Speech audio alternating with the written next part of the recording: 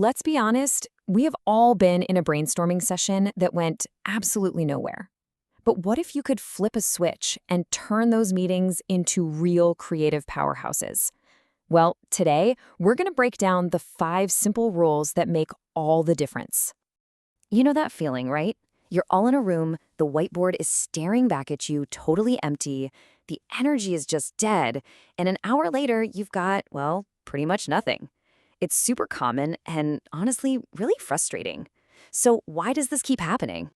Well, this right here is usually the biggest problem. Someone gets brave, throws a new idea out there, and what happens? It's immediately shot down. Oh, that'll never work. We tried that 3 years ago. And just like that, the creative spark is gone before it even has a chance to light up. But the good news is it really doesn't have to be this way. There's a simple, structured method that can help you unlock your team's best, most innovative ideas. And it all starts with building the right foundation. It all boils down to this one thing: creating a safe space. This is, without a doubt, the single most important element for getting to true creativity. So what do we actually mean by a safe space?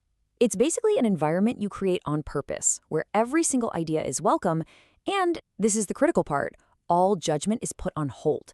It's all about creating freedom from criticism.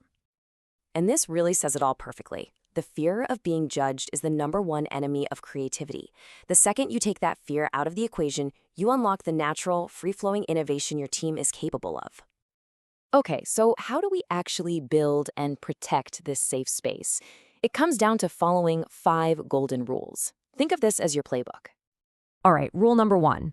This is it. This is the absolute cornerstone of the whole process. If you only remember one thing from all of this, make it this one. You have to defer judgment. What this means is that during the brainstorm, there is 0 criticism allowed. None. No analyzing, no debating. The time to pick ideas apart will come later. I promise. For now, the only goal is to get ideas out on the table, no matter how out there they might seem. Okay, let's move on to rule number 2. Now, this one is all about pushing past the obvious stuff and really breaking free from our normal ways of thinking. This is where it gets really fun.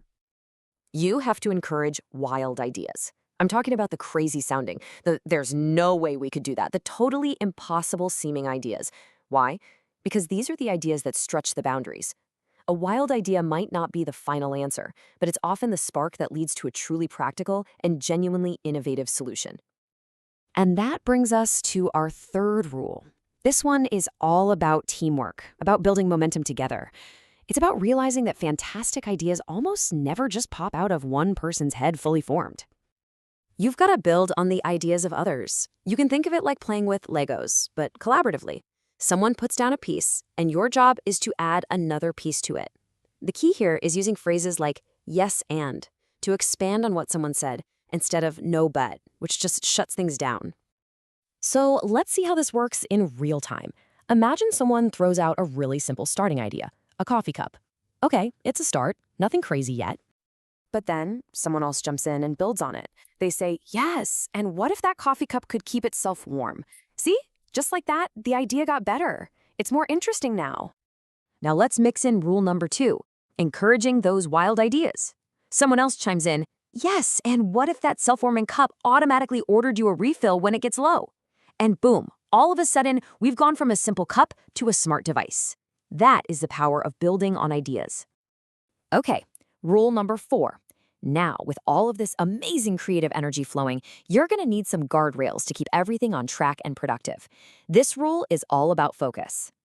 You have to stay focused on the topic. It's really easy for a high-energy brainstorm to go off on a tangent. So someone, usually the facilitator, needs to gently steer the conversation back to the actual problem you're trying to solve. You see, creativity loves freedom, but it absolutely thrives when it has a clear focus.